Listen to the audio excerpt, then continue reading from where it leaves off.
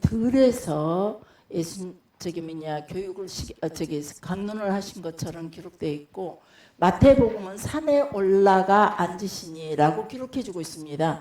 이 내용들이 그러면 산일까 들일까, 이게 약간 좀 여러분들 생각하기에 어느 쪽일까라고 한번 생각해 보셨습니까? 이 예수님께서 주로 이제 이렇게 이스라엘을 가면은 그때 당시는 지금 시대하고 달라가지고 마이크가 있거나 이런 음향 시설이 있는 게 아니잖아요. 그러다 보니까 체육관 이렇게 체육관이라 그래, 체육관 같은 시설, 그 옛날에 로마에서 원형극장 만들어 놨던 그런 시설 같은 그런 곳에서, 아니면은 산에 올라가 앉아서 이렇게 내려다보고 바람을 타고, 바람이 위에서 불어올 때는 산 위에서 내려다보고, 사람들을 이 비탈진 길에서 내려다보고 설교를 하셨고, 또 바람이 밑에서부터 올라오면은 예수님은 밑에 계시고 제자들은 저 위쪽으로 앉아서, 군중들은 위쪽에서 또 예수님의 설교를 듣고 바람의 방향에 따라 예수님의 설교하신 내용들이, 그래서 들이냐 산이냐 라고 했을 때 제가 가보니까 들도 되고 산도 되더라고요. 그래서 우리는 산은, 들은 평지로만 생각하는데, 그래서 우리도 보면은 밭이 주로 그 밭들이 많이 있는 곳에 보면은 주로 저기 사천에 가면은 그 밭 무슨 다랭이 논 있죠. 그런 것처럼 그런 것들이 너무 많아요. 그러다 그런 데서 하다 보니까 들이다라고 표현한, 이제 보는 시각에서, 느끼는 시각에서, 자신의 주관적인 생각 속에서 들이다라고도 표현하기도 하고 산이라라고도 표현하기도 합니다. 그런 것들은 조금씩 여러분들이 이해하면서 성경을 읽어봐 주시기 바랍니다. 지난번에 우리가 맨 처음에 그 가난한 자는 복이 있나니라고 말씀에 대해서 지난 주일에 생각했었고, 이번에는 지난 주일은 애통하는 자는 복이 있다. 이 애통은 죄에 대한 영역이다 라고 말했습니다. 오늘은 온유한 자는 복이 있나니, 이 말씀 온유에 관해서 잠깐 생각해 보도록 하겠습니다. 온유에 관해서 생각해 봤을 때 이 온유란 뜻이 무엇일까? 겸손일까? 부드러움, 아니 국률한 마음을 가지고 온유라고 표현할까? 겸손한 마음을 가지고 온유라고 표현할까? 부드러운 마음을 가지고 온유라고 표현할까? 이 표현에 대해서 약간씩의 차이가 있긴 하지만은 온유한 마음이나 긍휼히 여기는 마음이나 별반 차이 없이 다들 설명들을 하더라고요. 그래서 역시 저도 이게 찾아보니까 온유하다는 이 내용을 한번 찾아보면, 온유한 자는 호이 프라에이스라는 단어를 쓰고 있습니다. 헬라어로 호라는 것은 사람이라는 의미를 가지고 있습니다. 그래서 호라는 단어가 때로는 앞에 있기도 하고 때로는 뒤에 서기도 하는데, 호라는 단어가 썼을 때는 온유한 사람, 그래서 프라에이스는 온유라는 뜻을 가지고 있지만 사람을 붙였을 때 앞에가 호라는 단어를 붙이더라는 겁니다. 온유, 프라우스, 이 말은 온순하다, 착하다, 순하다 이런 의미도 가지고 있습니다. 그러나 또 반면에 이 프라우스라는 단어가 가난과 궁핍, 그리고 천한 것, 또 겸손의 의미도 같이 품고 있다는 겁니다. 그래서 온유라는 말은 이 전체적인 말씀을 봤을 때 고난당하는 사람이라는 뜻이라는 거죠. 온유는 고난당하는 사람이 가져야 할 하나의 품성이라는 겁니다. 그래서 온유, 돈 많은 사람들이 좀 부드럽게 긍휼히 여기는 마음을 우리는 온유하다라고 표현하기도 합니다. 그래서 모세에게도 하나님께서 이런 표현을 하셨죠. 모세는 지면에서 가장 온유한 자라 그랬습니다. 어떤 사건 속에서 하나님께서 모세에게 온유한 자라고 지칭했을까라고 한번 생각해 보시기 바랍니다. 모세를 반역하고 하나님을 반역하고 금송아지를 세우고, 또 때로는 아론을 반역하고 그랬을 때마다 모세는 하나님 앞에 그 백성들을 위해서 겸손히 엎드립니다. 이런 모세의 모습을 그려주면서 모세는 지면에서 가장 온유한 자라고 표현하고 있다는 겁니다. 그래서 여기에서 말하는 온유라는, 성경에서 말하는 온유라는 단어는 주로 고난당하는 사람, 괴롭힘을 당하는 사람이라는 뜻이 더 적합하다는 겁니다. 부드러운 사람, 국률이 여기는 사람, 조용한 사람, 뭐 이런 의도가 아닌, 그래 온순하고 착하다 이 의도보다는 고난당하는 사람들이 가져야 할 품성, 괴로움을 당하는 사람들이 가져야 할 품성, 핍박받는 사람이 가져야 할 품성이라는 겁니다. 자, 이 품성 그러면은 이런 품성들을 생각했을 때 헬라적인 의미로 봤을 때 성질이 온순한 사람과 차이가 있다는 거죠. 이 온유를 고난당하는 사람, 괴롭힘을 받는 사람, 이걸 히브리어로는 아나 아니임이란 단어를 쓰고 있더라고요. 아나 아니임. 그러면 이거는 이런 단어들은 가만히 보면 성질이 온순한 사람이 아니라 우리가 아니가 무슨 뜻이라 그랬죠? 가난한 자라는 말입니다. 그래서 그 온유는 표정이나 성질이 온화하고 부드러운 사람이다라고 우리 국어사전에가 그렇게 표현되어 있습니다.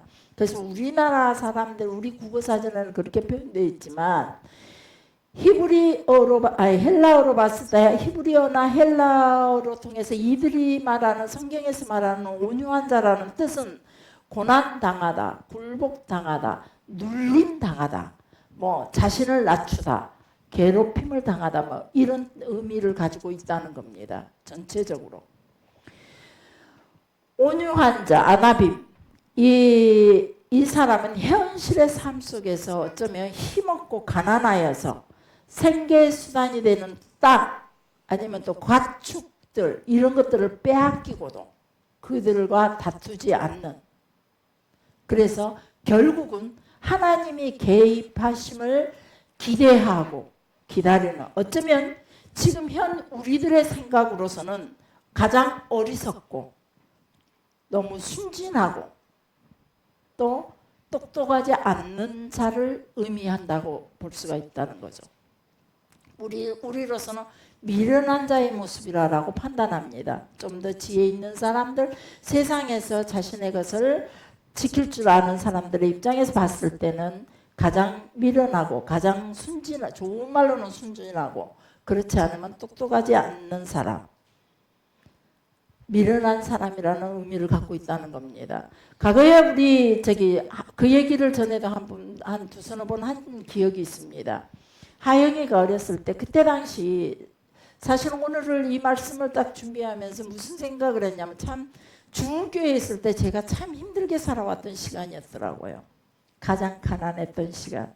쌀이 없어서 교인들 모르게 홀로 힘들었대.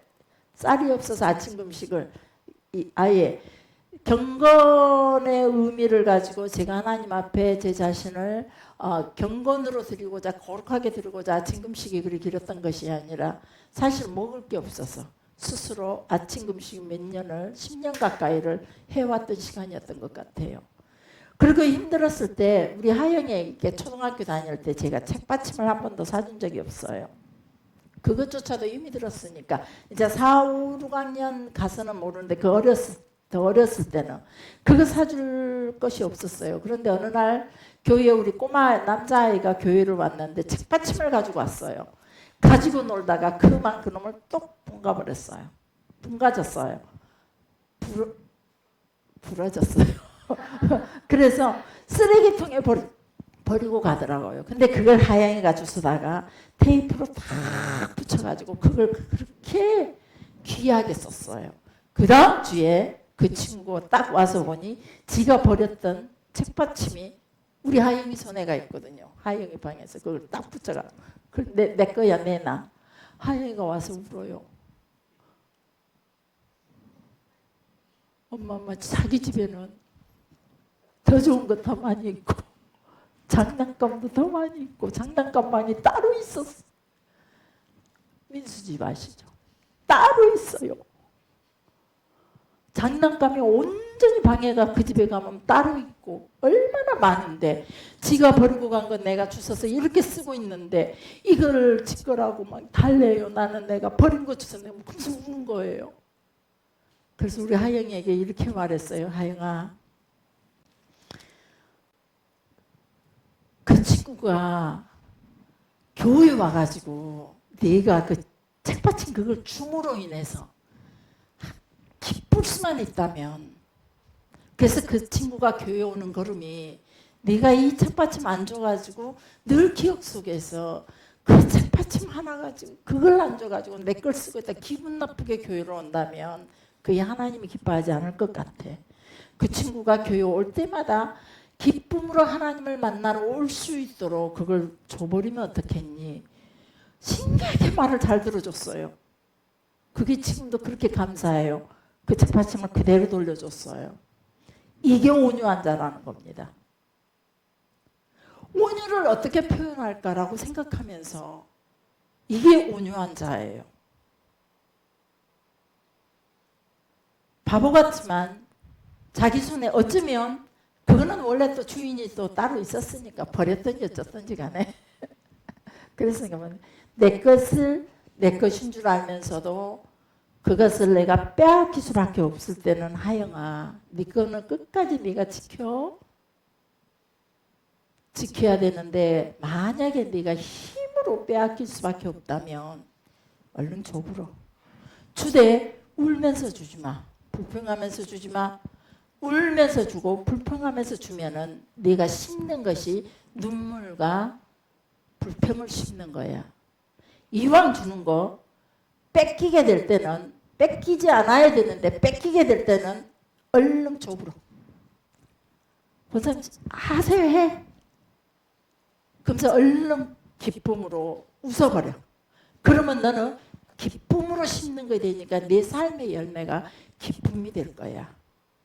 그래서 네가 거두는 모든 열매가 앞으로 네가 살아가는 인생의 모든 열매가 기쁨이 된다는 거죠. 불평할 수도 있어요. 속상할 수도 있어요. 그런 세상 속에서 비관을 가질 수도 있고 절망할 수도 있다는 거죠. 그렇지만 하나님 앞에 믿음으로 그렇게 뺏길 수밖에 없는 상황 속에서 기쁨으로 심을 줄 아는 사람, 뺏기는 것이 아니라 뺏겼지만 그래도 내가 뺏기는 게 아니라 당신에게 기쁨으로 드리겠습니다 라고 드리는 그런 모습이 진정한 하나님 앞에 온유의 모습이 아닌가. 지금 이 호이프라에이스라는 단어가 바로 그런 의도를 가지고 있고 성경에서 예수님께서도 바로 이 단어로 이 뜻으로 온유한 자는 복이 있나니 그러면서 그들은 땅을 차지할 것이라 라고 말합니다. 마태복음 5장 5절에 보면 온유한 자가 땅을 기업으로 받는다 그랬습니다. 시편 37편 11편에도 보면 온유한 자들이 땅을 차지하며 풍성한 화평으로 즐거워할 것이라 라고 말씀해 주고 있습니다. 동시에 시편 37편 29절로 가며 의인이 땅을 차지한다 그랬습니다.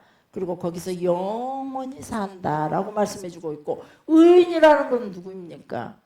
하나님을 드러내는 삶을 사는 사람. 그런 사람이 의인입니다. 그래서 34절로 가보면 여호와를 바라고 그의 도를 지키라 그리하면 네가 땅을 차지하리라. 그러니까 이들은 온유한 자, 하나님 앞에서 온유한 자는 전부 다 땅과 많이 연결되어 있다는 겁니다. 땅과 연결해서. 특히 시편 37편 같은 경우는 유독히도 땅과 연결을 시켜주고 있다는 겁니다. 고대 토지법에서 같은 이스라엘 백성들은 옆에 사람들 그 토지를 함부로 빼앗을 수가 없습니다. 왜? 하나님께서 지정하여 주셨기 때문에 그 땅은 대대손손 후손에 이르기까지 영원히 그 집안의 땅이 된다는 거죠. 그렇지만 그럼에도 불구하고 현실의 삶 속에서 어쩔 수 없이 힘없고 가난한 사람들은 생계할 수밖에 없고 그들의 생계수단인 땅과 가축들은 빼앗기는 일들이 또 비일비재하다는 겁니다. 이때 하나님이 개입하심으로 인해서 하나님의 개입하심을 기대하면서 순진하게 하나님이 해결해 줄 것이라고 하나님을 바라고 기다리는 그 모습이 우리에게는 신기하게도 어리석다라고 판단한다는 거죠.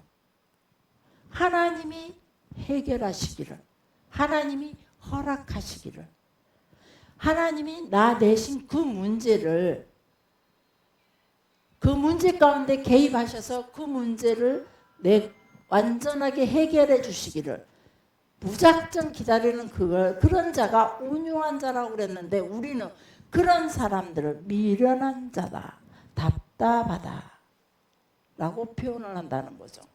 아님 너무 순진하다. 시편 37편부터 1절, 37편 1절부터 11절까지는 보면 불의한 자들이 악을 행하고 형통한다 할지라도 화도 내지 말고 질투도 하지 말고 너희는 그냥 기다리라 라는 그런 내용들의 말씀이 많습니다. 시편 37편이 그렇습니다.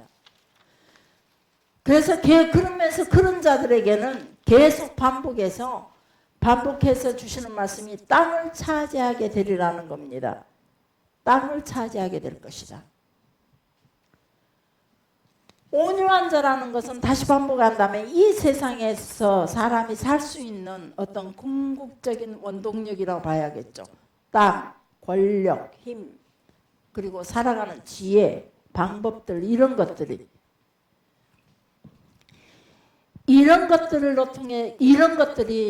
내가 스스로 해결할, 그런 걸 가지고 스스로 해결하려고 하는 것이 아니라 주인이신, 우리의 생명의 주인이시오, 이 우주 만물의 주이신 하나님께 온전히 그분께 권한이 있고 그분에게 주권이 있다고 믿고 맡겨질 때에, 맡겨지는 자, 그 자가 진정한 온유한 자라는 겁니다. 저도 종종 이제 이 상황 속에서 막 화도 내기도 합니다. 왜 내 걸 이렇게 하는데, 그리고 뒤에서 또 정면에서 말 못해도 뒤에서 혼자 꼼시랑거려보기도 합니다. 그러지만 이내 주님의 주권에다가 올려드립니다. 주님이 이 연약한 마음 돌아보소서. 이 모든 걸 허락하신 이가 주님이신데 나는 순간순간 내 감정과 내 육체의 욕심을 따라 또다시 내 영혼이 불편한 얼굴로 주 앞에 보였습니다. 그래서 우리는 누가 온유한 자냐? 바로 하나님의 주권을 순수하게 기다릴 수 있는 사람들. 정욕을 피하고, 디모데후서 2장 22절 말씀에 보면 정욕을 피하고 순수한 믿음으로, 순수한 마음으로 하나님을 부를 수 있는, 주를 부를 수 있는 사람이 온유한 자라는 겁니다. 거룩은 온유함을 가져오게 하고, 온유함은 죄에 대한 두려움을 갖게 한다라고 탈무드에가 기록되어 있습니다. 거룩은 온유함을 가져오게 한다. 그리고 그 온유함은 죄에 대한 두려움을 갖게 한다. 제가 어제 요즘 한 2주간의 성경을 보는데 주로 어디에 꽂혀서 말씀을 보냐 하면은 예수님이 십자가 지시는 그 장면과 예수님이 부활하시는 그 장면을 계속 보고 또 보고 몇 번을 봐요. 보면서 이제사 지금까지 무심코 읽었던 그 어떤 한 구절에 꽂혀가지고 그 자를 또 읽어요. 예수님께서 십자가에 죽으시고, 여러분 한번 생각해 보시기 바랍니다. 예수님께서 대제사장들과 그리고 장로들 그리고 유대인들, 당신의 장자의 나라로, 당신의 백성으로 선택받은 그들로 인해서 십자가에 못 박히게 됩니다. 모르니까 예수님이라는 존재에 대해서 정확히 하나님께서 딱 모든 사람이 드러나서 나의 아들 예수다, 나와 똑같은 동등한 위치에 있으니 너희가 섬겨라라고 본격적으로 하나님이 우리 모든 눈을 열어서 보여주면 좋겠는데 보여주지 않으니까 어쩔 수 없겠지. 뭐 그런 생각도 미처 못했던 것 같아요. 그냥 그 자리를 무심코 있는 것 같지. 그런데 예수님이 십자가에 딱 매달려 계시는 동안 우리나라 시간으로 2시부터 3시까지 캄캄해 어두움이 임합니다. 그리고 예수님이 죽으시기 직전에 휘장이 찢어집니다. 이것은 쉽게 우리가 생각할 수 있는 문제가 아니라는 겁니다. 특히 그 시대의 유대인들, 제사장들, 하나님을 두렵게 여기고 하나님의 존재를 그 위대하신 하나님의 그 존재, 주권을 가지신 하나님의 존재를 믿는다면 예수님이 그 십자가에 죽으시는 매달려 놓고 보니까 예수님 십자가에 못 박혀 보니까 갑자기 하늘이 컴컴해졌어요. 어둠이 임했어요. 여러분은 어땠겠어요? 여러분이 우리 목사님을 2단이다 3단이다 해놓고 쳐서 죽였어요. 죽이려고 하고 있어요. 근데 갑자기 하늘이 그냥 캄캄해 환한 대낮 같은 날씨가 12시 12시 환한 대낮에 갑자기 하늘에 태양이 빛을 잃어버렸고 온 하늘이 캄캄해져 버렸어요. 그럴 때 저는 두려울 것 같아요. 무서워요. 이게 뭔 일이지? 내가 잘못하고 있나? 우리는 아까 김준규 집사님 올 때 하나님이 보아서 올 때 비가 안 왔고 갈 때도 비가 안 오게 하시리라 선포했지만 저 올 때 최고로 극도로 비 많이 올 때 왔어요. 그래갖고 공필골 집사가 이 앞에 딱 뒷바꿔 갖고 대주면서 사모님 준비되셨죠? 우산만 갖고 왔어요. 사모님 준비되셨죠? 응 준비됐어. 딱 하니까 문 쫙 열어주고 휘딱 뛰었는데 비를 맞았어요. 어떤 차이일까요? 김진규 집사하고 저거 하나님 앞에서 어찌됐건 그럼 우리가 할 때 하늘이 캄캄해지고 천둥번개가 치고 그래봐요. 무서워요. 저는 멸갑싶다가도 우리 지금 모든 사람들이 보면은 천둥번개가 치면 예수를 믿든 안 믿든 그 두려움을 갖는 사람들이 많아요. 저 번개에 내가 맞으면 어쩌지 라는 그 두려움이. 그런데 예수님을 십자가에 못 박고 그랬어요. 그러다 예수님이 죽으시기 전에 성소의 휘장, 이 휘장이 얼마나 두께이 손바닥 두께의 모양으로 짜서 손으로 일일이 머리 따듯이 따가지고 300명이 제사장들이 300명이 그걸 들고 옮겨야 된대요. 얼마나 무거운지. 그 두께가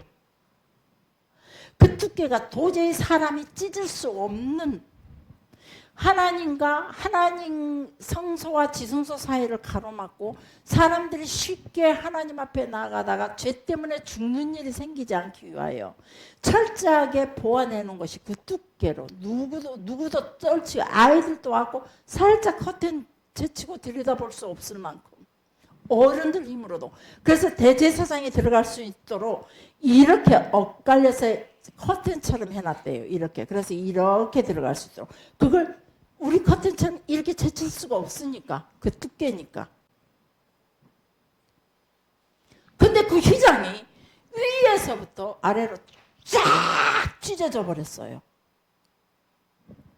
이걸 하나님의 분노로 생각하지 않는 그들이 이해가 안 되는 거예요. 사람이 악해지면 어디까지 악해지는 걸까? 사람이 악해지면.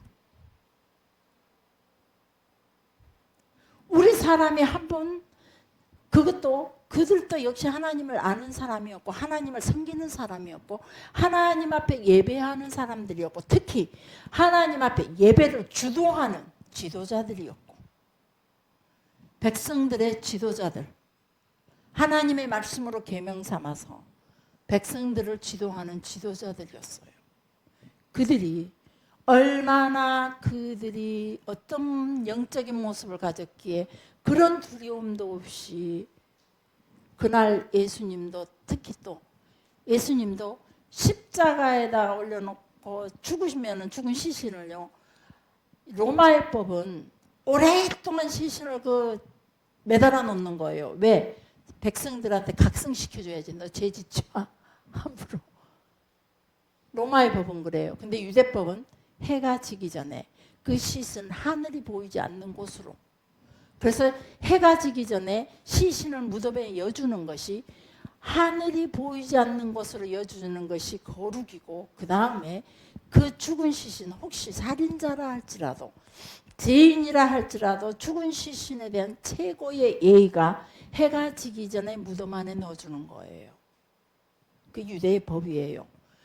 그리고 그 다음 날은 무슨 날이냐면은 최고의 큰 안식일 날이에요. 무슨 말이냐면 6월절과 안식일이 겹해서 1년에 한 번 딱 토요일 날 겹치기가 돼요. 그날이 큰 안식일이라고 그들이 표현을 해요. 최고의 축제의 기간.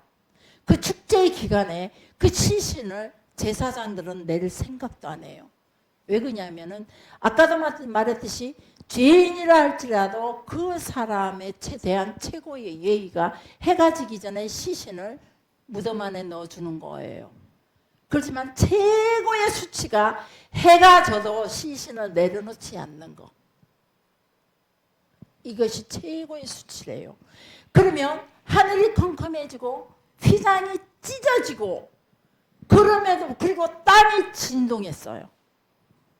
땅이 진동하면서 무덤이 열리고 죽은 사람들이 살아난 걸 그들이 보았다라고 얘기했어요. 성경에 보면 예수님이 죽으시고 그 죽는 순간에 죽은 사람까지도 누구 몇 사람이 일어났는지는 모르지만 예수님의 부활하실 거라는 어떤 예언적인 계시로 죽은 사람들이 일어나지 않았나라고 생각을 해요. 자, 죽은 사람들까지 일어나는, 그래서 사람들 앞에 보이더라 그랬어요. 근데도 그런 사건이 있음에도 불구하고 예수님의 시신을 끝까지 수치를 당하게 하려고 냅뒀어요. 그런데 누가 와서 예수의 시신을 걷어달라고 하냐면 유대인들이 그래요. 지도자들은 그래 안 하는데 사실은 그걸 지도자들이 먼저 했어야 해요. 결국은 교회 안에 오랫동안 신앙생활을 했고 하나님의 말씀으로 완전히 몸져져서 쪼개고 계명 삼아서 나의 삶 속에, 자기들 삶 속에 철저하게 그 계명으로 꾸며지고 다듬어진 그들의 그런 삶으로 살아가는 그들이 예수님에게 끝까지 보여진 그 모습은 바로 온유한 자를 넘어선 최고의 악한, 얼마나 사람이 악해지면 이 정도 악해질까? 바로 사단의 영을 입은 자들이 아닌가. 결국 그들은 인간적인 본성보다는 사단의 영을 입은 자들 아닌가. 그러기에 이 정도의 악한 모습을 보이지 않았을까.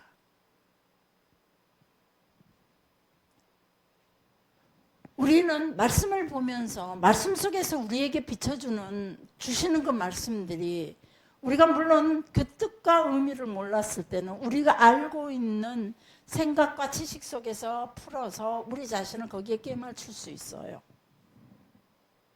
근데 거기에만 깨맞춘다 할지라도 온유한 자는 어떤 자이냐?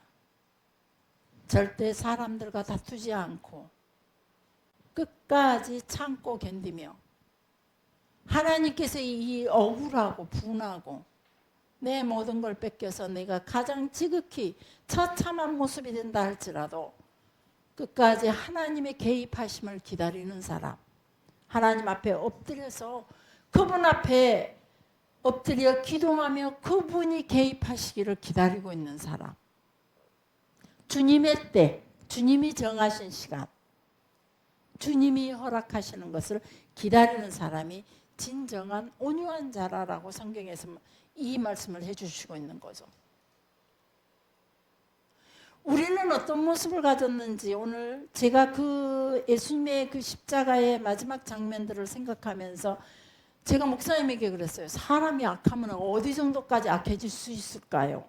특히 성령을 이 시대 속에 성령의 은혜를 덧입고 변질된 사람들, 성령의 불의 체험을 입고도 하나님을 그들이 환상으로 만나든 음성으로 듣든 그들이 하나님과 깊은 은혜의 교제를 나누고도 지내놓고 보니까 세상 속에 더 물들어 그쪽으로 하나님을 배반하고 배신하고,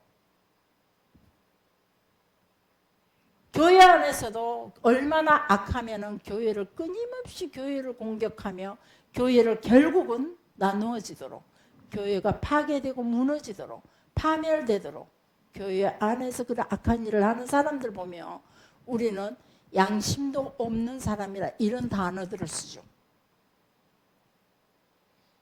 그렇지만 하나님 성령이 떠나시면 예수님께서 말씀하시기를 그들이 말씀으로 예수님을 만나고 말씀으로 그들이 은혜를 받고 돌아서서 하나님 앞에 있긴 하지만 말씀으로 그들의 심령을 채우지 않으면 그 속에 귀신이, 나 같은 귀신이, 군대 귀신, 7귀신 내지는 군대 귀신이 들어와서 자리를 차지하기에 그들의 영이, 그들의 삶이 그 이전보다도 더 악해지더라라고 말하고 있어요.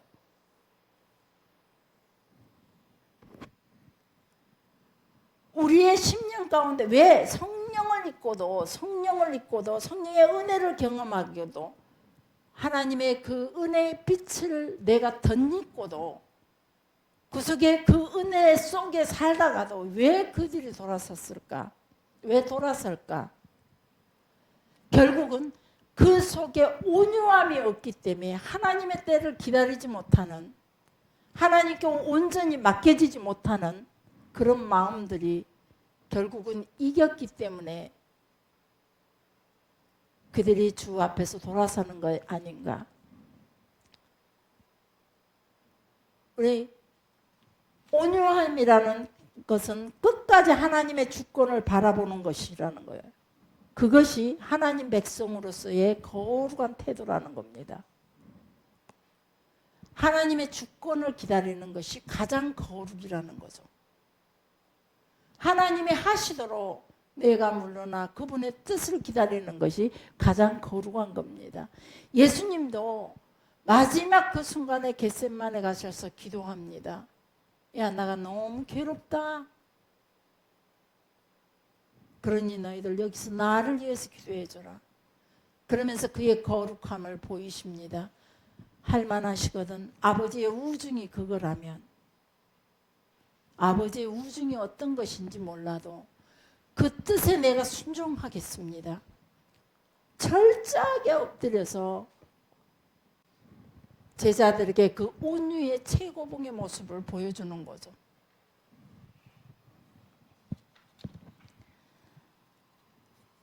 우리가 하나님을 두려워했기 때문에 자신에게 닥친 그 어떤 이급한 상황도 자신의 힘으로 처리하는 것이 아니라 철저하게 하나님의 개입하심으로 주권을 기대하며 고통을 참고 기다리는 것이다 라고 온유에 관해서 그렇게 말씀해 주고 있는데, 우리가 지금까지 하나님 앞에 그 온유의 모습을 보였는지요?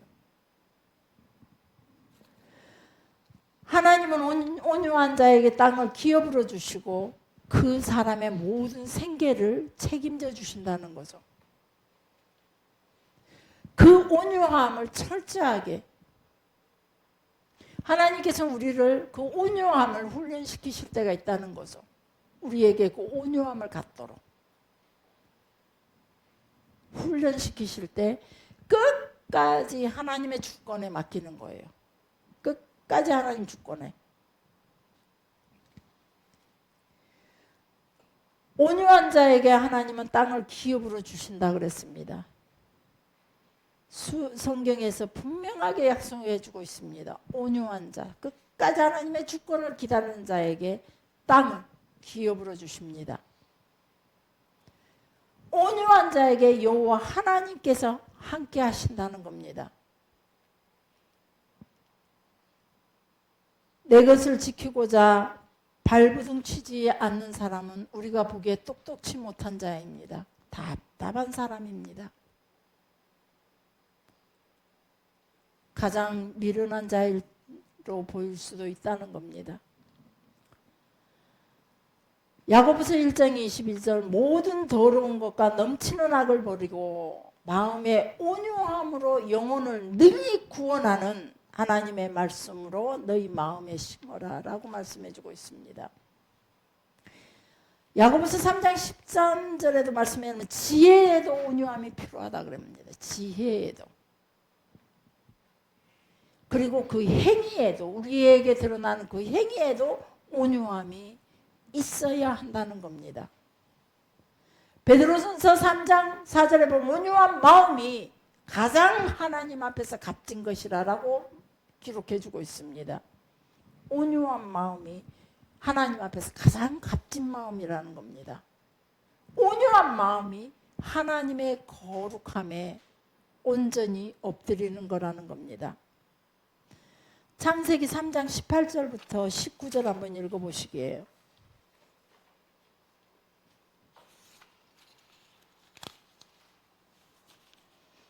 창세기 3장 18절 19절. 땅이 내게 가시덤불과 엉겅퀴를 낼 것이라. 내가 먹을 것은 나의 채소인즉 내가 흙으로 돌아갈 때까지 얼굴에 땀을 흘려야 먹을 것을 먹으리니 내가 그것에서 취함을 입었습니다. 너는 흙이니 흙으로 돌아갈 것이니라 하시니라. 아멘. 우리는 땅을 경작하며 먹고 살 수 있는 이 세상에서 사람이 할 수 있는 가장 그 궁극적인 원동력, 그 모든 땅의 주인이신 그 원동력의 모든 것에 주인이신 그 하나 주인이신 그 우리가 살아갈 수 있는 모든 그 힘의 원동력이 그 하나 주인이신 하나님께 있다는 거죠. 내가 지금 살아가는 모든 사업의 원동력도 하나님께 있고 내 가정을 꾸려가는 그 지혜의 원동력도 역시 하나님께 있고 내가 먹고 사는 모든 문제, 내가 얽혀있는 모든 문제를 푸는 원동력이 바로 하나님께 있다는 겁니다. 이걸 전적으로 인정할 수 있는 사람이 하나님의 거룩한 자요. 그 자가 가장 온유한 자요. 그 자가 하나님을 바라보고 있는 자라는 겁니다. 땅이라는 것은 남의 것을 욕심내서 탈취하는 사람이 차지하는 것이 아니라 자신을 겸손하게 낮추고 철저하게 하나님의 역사하심을 기다리는 자에게 하나님께서는 마침내 땅을 주신다라고 말씀하십니다. 때로는 그 땅 때문에 땅을 경작하면서 이마에 땀이 흐르고 그래서 거기서 나는 식물을 통해서 먹고 사는 그리고 가시와 엉겅퀴도 나지만 그 가운데서 끝까지 온유하게 하나님이 개입하실 수 있도록 하나님의 인도하심, 하나님의 말씀을 따라 살며 하나님을 섬기는 삶에 중심을 두고 그 거룩하심에 서고자 노력하며 사는 사람이 바로 온유한 자라는 겁니다. 안 된다라고 내가 앞서서 우리는 사업도 가만히 보면 막 이것 하다가 안 되면 금방 접어버리고 저것 하다가 안 되면 금방 접어버리고 내가 하고 싶은 것도 어느 날은 피아노 배우고 싶다가 또 피아노 배우다가 안 되니까 그냥 바로 접고 드럼 해볼까? 또 드럼 해보려고 하니까 너무 제가 그러더라고요. 피아노를 쳐보려고 하니까 이 손가락이 말라 희야도 잘 치길래 나도 뭐 까짓거 쳐보지 뭐.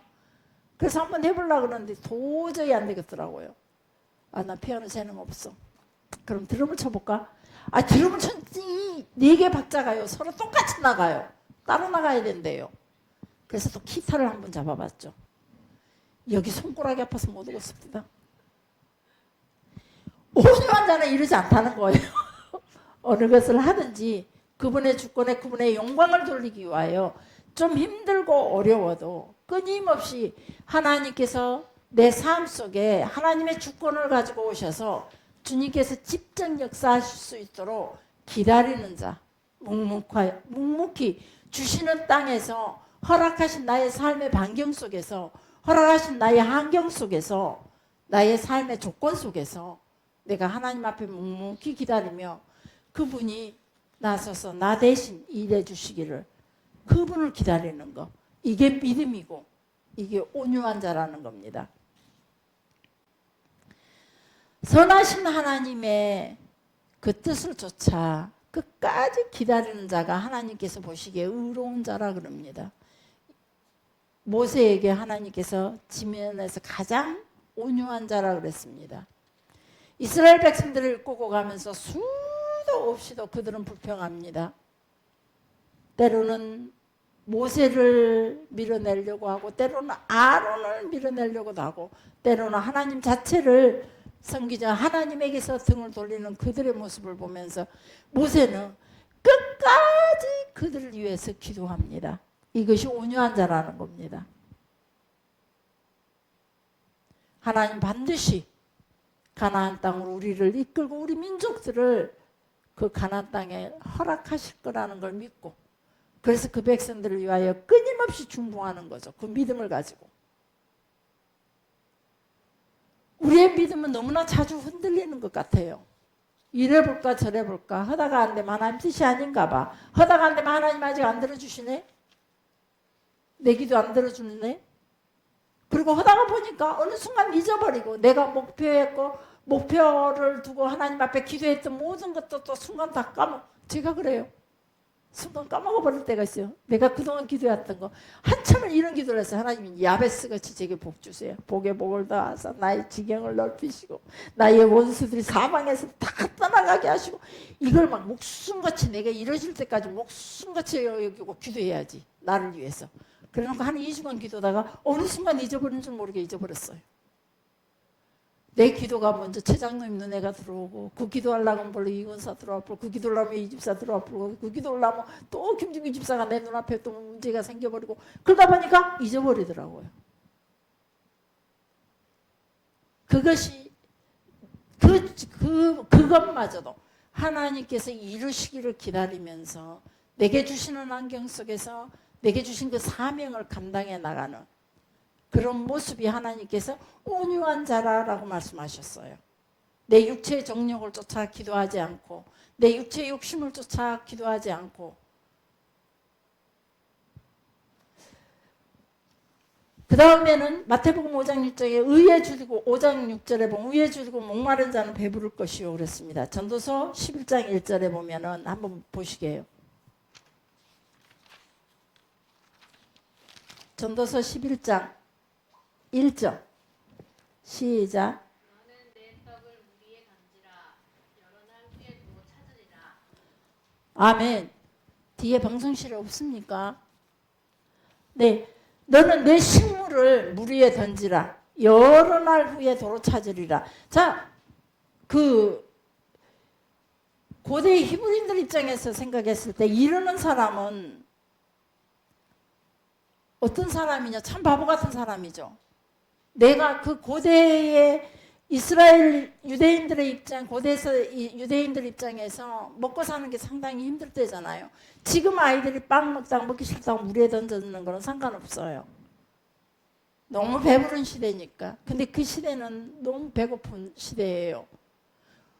제가 초등학교 다니면서 그 급식으로는 나오는 빵이 너무 먹고 싶었어요. 근데 저희 집이 차가 3륜차가 있었어요. 그래서 자동차를 딱 기입하는 순간 저희 집은 아무리 가난해도 매일같이 가난해서 죽을 끓여 먹어도 절대 그 급식을 주지 않았어요.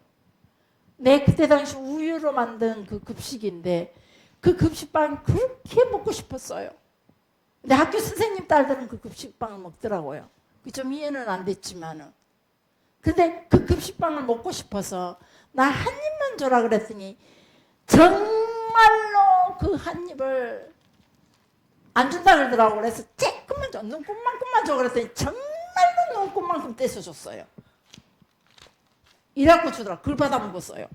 지금 생각하기에 너무 자존심 상해요. 그걸 받아 먹었어요. 그렇게 먹을 게 귀하고 어려울 때였어요. 간식이 산에 나에는 맹감을 따먹기도 하고, 맹감 아시나요? 모른대요. 좀 배우셔야 될 것 같아요. 자, 지나가다가 산을 넘어갈 때도 너무 배고프면 남의 밭에서 이렇게 고구마 하나 깨서 이렇게 풀에다 문대가지고 막 먹고 내 산에 그렇게 나무로 가서 배가 고파가지고 막 그런 것들이 많아요. 그리고 먹은 게 뭐냐면 꽃잎 쭉 따면 쪽쪽쪽 빨면은 그 달콤한 게 나오거든요. 그런 걸 많이 먹었고 또 새싹 풀 나는 새싹을 삐비라 그러죠. 너무 배고 그런 것들도 많이 뽑아서 먹었어요. 근데 지금 먹으라니까 절대 못 먹을 것 같아요. 이걸 어찌 먹었을까? 너무 좋았어요. 저우지가 그렇게 그런 시절에 빵을 물에다 던진다는 거예요. 가장 어리석은 일이에요. 이게 바로 구제에 관한 내용이죠. 구제에 관한. 그래서 식물을 물 위에 그냥 던진다 할지라도 그런 절대 받을 수 없는, 다시 되돌릴 수 없는 그런 그들에게 식물을 던져서 구제한다 할지라도 우리는 품앗이는 너무 흔하게 잘해요. 결혼식도 품앗이 때문에 많이 가죠. 나한테 왔기 때문에 내가 가는 거고 또 내가 앞으로 애워야 할 자녀들이 있기 때문에 또 내가 결혼식에 갑니다. 축의금을 하기도 하고. 네, 보니까 나이든 목사님들은 저희 집 와서 축의금을 안 하더라고요. 왜 그런고 그랬더니 자녀들 다 이어버렸어. 그러다 가까워도 안 하시더라고. 안 하신 분이 있었어요. 그랬더니 왜 저분은 나하고 그렇게 친한데 안 하시지? 그걸 또 제가 나쁘죠. 그걸 기다린 것도 아닌데 보니까 이름이 없어서 그냥 우연히 그런 생각. 자녀들 다 이어왔구나. 이게 품앗이로 했더라고요. 품앗이로. 네, 우리는 이 품앗이에는 너무 익숙해요. 그리고 내가 이렇게 해줬는데 너는 왜 나한테 이렇게 해? 라는 서운한 생각을 많이 가져요. 이런 것이. 근데 전도서 11장 1절 말씀에는 보면은 물 위에 던져라. 이거는 물 위에 던지면 절대 찾을 수 없어요. 그런데 성경에서 뭐라고 말해요? 여러 날 후에 도로 찾으리라. 도로 찾으리라. 도저히 그때 당시로는 이해할 수 없는 이런 말들을. 네, 그때 당시 그들에게는 의인은 그 사람이 의인이라는 증거가 있어야 돼요.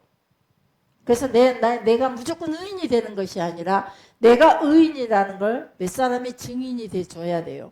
그리고 그 사람들에게 증인된 그 사람들에게 내가 의인이라는 그 증거를 보여줘야 돼요. 그게 찌다까예요. 구제.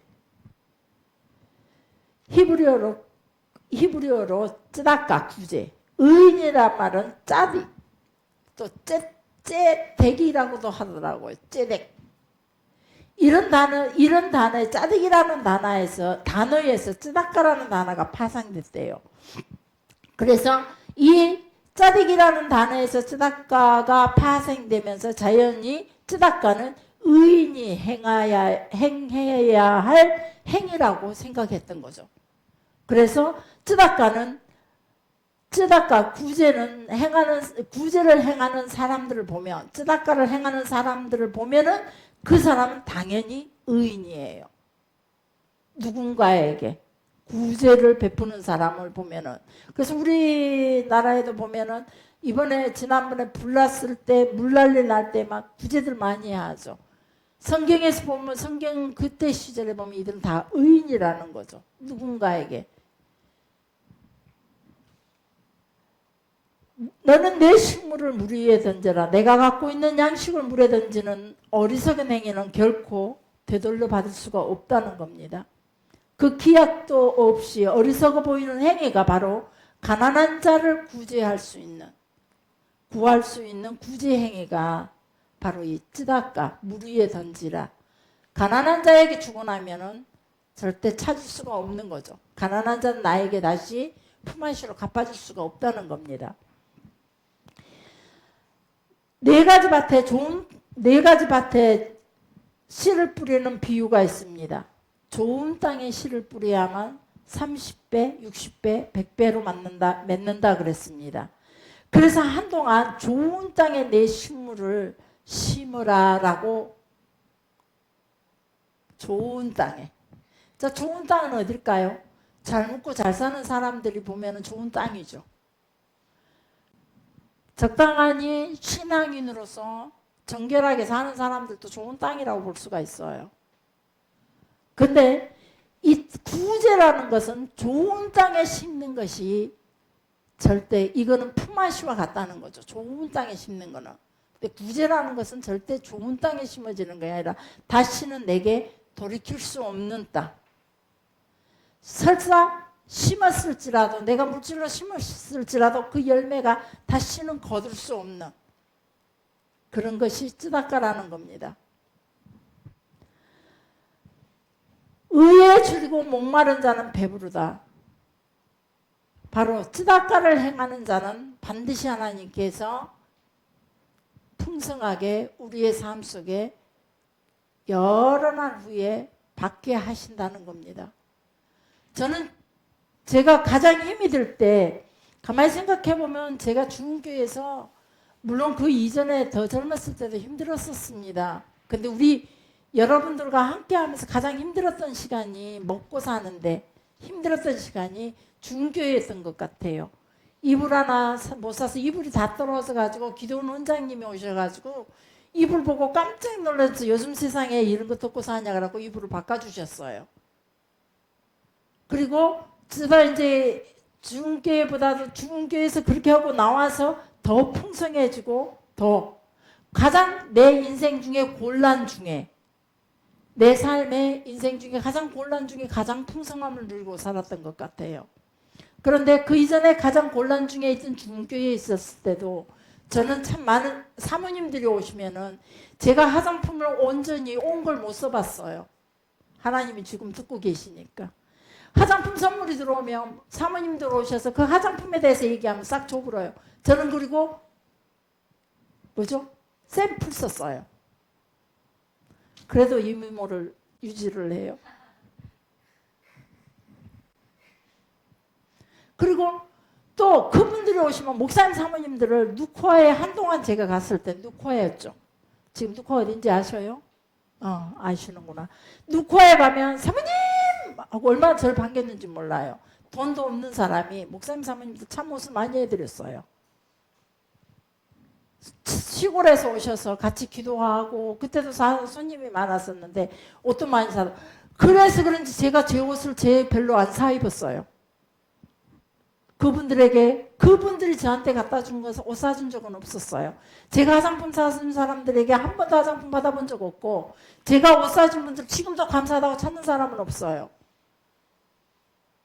그러지만 하나님께서는 나에게 화장품과 옷은 안 사 입도록 하나님께서 그렇게 해주시더라고요. 반드시 우리가 돌아오지 못할 곳이라 할지라도, 품앗이로 도저히 가능성이 없다 할지라도 나누는 자, 구제하는 자에게는 하나님께서 반드시 좋은 곳으로 주신다는 거예요. 그런데 그것을 우리 그때 당시 한동안 저희 교회에서도 그래서 좋은 땅에 심어라. 물론 좋은 땅에 심어야 좋은 땅에서 도로 받을 수는 있어요. 그러나 쯔다까는 그렇지 않다는 거예요. 우리는 좋은 땅에 심는 자는 30배, 60배, 100배의 열매를 맞죠. 그러면 그 좋은 땅은 뭐냐? 하나님이 보시고 인정해 주는 땅이 좋은 땅이 아니겠습니까? 내가 구제할 때 하나님께서 나를 의인이라고 인정하는 구제가 있다는 거죠. 그러니까 우리는 아무 때고 우리의 기분에 따라 우리의 생각대로 주는 게 아니라 철저하게 하나님께 기도하면서 하나님이 원하시는 것, 하나님을 알려주는, 하나님의 사랑을 실천하는, 하나님의 그 은혜를 나눠주는 그런 진정한 구제, 쯔다까가 우리에게 반드시 우리의 삶을 돌이켜서 반드시 나는 다시는 찾지 못할 곳에 던져주지만 그것이 여러 날 후에는 내 것으로 돌아오게 한다는 겁니다. 내가 받지 못할 때는 내 후대에 내 자녀들이 그 복을 받게 돼 있는 것이, 지금까지 하나님 앞에 성실하게 살아왔던 주의 종들의 그 삶을 보면은 반드시 그 자녀들에게 그 복을 허락하시더라고요.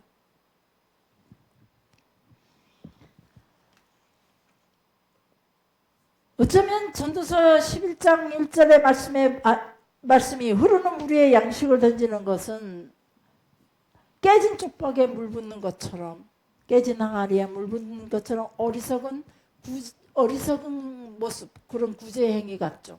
그래서 저도 한동안 그랬어요. 저희 집에 제가 한동안 옛날 노숙자 사회 갈 때 아예 이 오시는 분들이 우리 집에 뭔가 돈을 받으러 동냥이라고 표현해서 죄송하긴 하지만 이제 이렇게 동냥을 하러 오실 때 이분들이 돈을 달래요. 그래서 제가 그때 당시 5,000원을 줬어요. 안 된대요. 이 돈 갖고. 더 달래요. 그래서 제게는 이 돈이 5,000원이 엄청 큰 돈입니다. 내 삶이 나도 힘이 듭니다. 그러면서 5,000원 줬더니 나가면서 딱 대문 열고 나가더니 대문 밖에서 돌을 던져버리더라고요. 저희 집으로. 하나님 보고 계시니 돌을 던지더라고요. 그런 일도 겪고 또 보니까 이분들 찌푸책이 있어요. 찌푸책 아시나? 수첩이 있어요.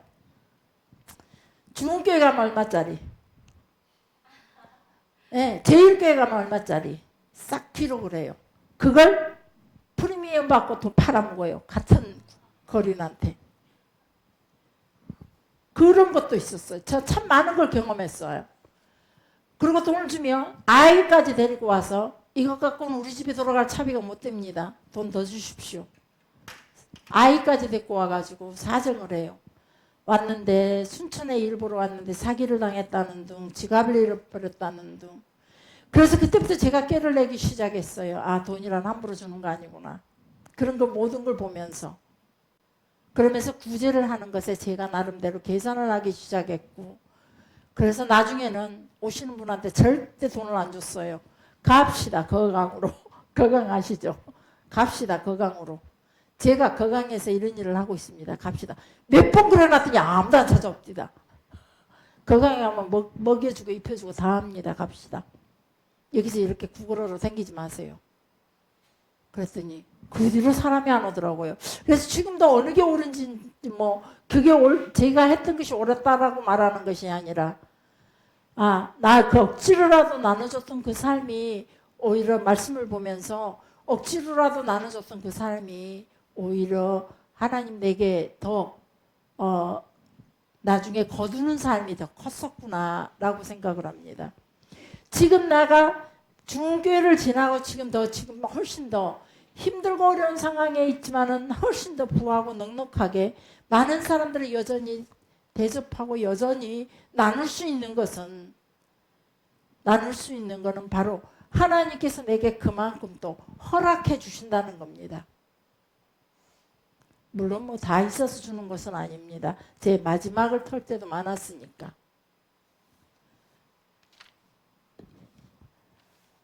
반드시 우리는 나중에 하나님께 되돌려받게 돼 있습니다. 성경에 보면 하나님께서 성경에 보면 이런 내용들이 많습니다. 구약의 약속을 성취하려 함이라. 기록된 바 이렇게 기록되었다. 그 구약을 응하게 하려 함이라. 선지자의 글을 응하게 하려 함이라. 이런 내용들이 참 많아요. 무슨 말이냐면 하나님께서 구약의 성경 때 약속했던 것을 반드시 실천하고 그대로 드러나게 했다는 겁니다. 그래서 구약에서 약속했던 모든 것들은 예수님께서 십자가 지신 내용을 보면은 전부 다 사건마다 뭐라고 기록해주고 있냐면 예수님이 그 창에 찔린 것도 성경의 말씀을 이루려 하심이라. 십자가 강도들이 양쪽에 달린 것도 그리고 그때 예수님 발을 꺾지 않은 것. 강도들은 예수님 발을 꺾었잖아요. 강도들은 군사들이 죽었는가 살았는가 그보고 다들 꺾었지만 예수님은 꺾지 않았어요. 그것도 역시 하나님의 그 선지자의 글이 그대로 응하게 이루어지게 하시려고 이런 일이 있었다라고 말합니다. 그래서 마태, 마가, 누가라든지 아니면 다른 신약 성경에 보면 전부 다 구약의 말씀을 아니면 선지자의 글을 하나님의 말씀을 이루려 하심이라 응하게 하심이라 그대로 됨이라 뭐 이런 내용이 그렇게 기록되지 않았느냐 뭐 이런 식으로 기록한 모든 내용들은 하나님이 약속했던 것들 하나님이 말씀 예언적인 말씀을 했던 것들은 반드시 그대로 다 이루어진다 이 내용을 그렇게 수없이 하나님께서 말씀을 하고 계십니다. 그럼에도 불구하고 우리는 하나님의 주신 약속들을 제대로 기억하지도 못하고 그 약속을 이룬다는 확신도 갖지 못하고 늘 온유한 심정으로 그 약속의 말씀을 기다리는 게 아니라 하나님의 뜻을 기다리는 게 아니라 늘 우리 스스로가 그 말씀들을 제거시켜 버립니다. 하나님의 약속의 말씀들을. 오늘 또 하나님께서 의에 줄이고 목마른 자는 배부르다 그러면서 전도서에서 주신 말씀처럼 식물을 물에다 던져라. 그럼 너희가 여러 날 후에 반드시 받는다. 다시 돌아올 수 없고 좋은 땅이 아니라서 열매를 맺을 수 없다 할지라도 너희 구제는 여전히 해야 된다. 반드시 내가 너희에게 이렇게 해주겠다. 이 약속들이 반드시 이루어진다는 겁니다. 살아계십니다. 하나님은. 그리고 당신의 약속의 말씀 반드시 이루십니다. 저는 그 약속의 말씀이 내가 심지 않은 나무의 열매를 먹게 될 것이며 과실을 먹게 될 것이며 내가 짓지 않는 집에서 내가 살게 될 것이라. 이 말씀을 여러분 앞에 수도 없이 했습니다. 주께서 예전에 내게 주셨던 그 말씀. 그래서 그 말씀을 믿고 지금 때로는 일이 꼬이고 지금까지 살아오면서 모든 것들이 다 손 털어버린 것처럼 다시는 회복할 수 없는 자리에 있는 것처럼 모든 사람들 앞에서 숨고 싶은 그런 마음들이 고통들이 있었을 때에도 여전히 하나님 앞에 엎드릴 수 있었던 것은 하나님이 살아계시기 때문이라는 겁니다. 그리고 그 약속의 말씀은 하나님은 흔들리는 그림자도 없으시다 그랬습니다. 반드시 약속하신 것들을 이루시는 사람은 변할지라도 하나님의 말씀은 변하지 않는다는 거죠. 여러분에게 주셨던 그 어떤 말씀들이든지 그 말씀들은 반드시 이룬다는 겁니다. 바로 뜻밖과 우리가 받을 수 없는 것, 열매 거둘 수 없는 것도 반드시 하나님께서는 그걸 보시고 여러 날 후에 너희가 도로 받으리라. 반드시 갚아주시는 하나님이라는 거예요.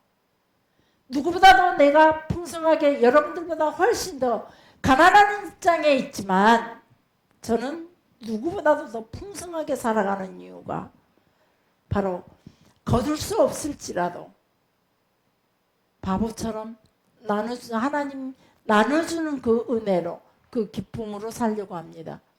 사랑하는 성도 여러분, 여러분의 육체에 수고하는 것들, 노동에 수고하는 것들, 누군가를 섬기기에, 교회에서도 마찬가지죠. 교회에서 누군가를 섬기기 위해 아니면 교회에서 예배자로서 이렇게 찬양하고 섬기는 거 그냥 정말로 하나님 앞에 감사하면서 하나님의 갚아주시는 때를 기다리며 여러분 하나님 앞에 소리 없이 봉사하시기 바랍니다. 불평하지 마시기 바랍니다. 하나님은 반드시 여러분의 그 섬김에 갚아주십니다. 하나님은 살아계십니다. 여러분의 섬김을 다 보고 계시고 여러분이 섬겼던 그걸 여러분들이 흩어져 놓지 마세요. 이렇게 섬기면서 찬양 섬기면서 내가 이렇게 찬양으로 섬기는데 아무도 알아주지 않는다는 것으로 나를 더 힘들게 한다는 것으로 여러분 흩어놓지 마세요. 여러분 스스로 여러분의 복은 불평하는 순간 여러분이 흩어버리는 겁니다. 구제도 마찬가지입니다.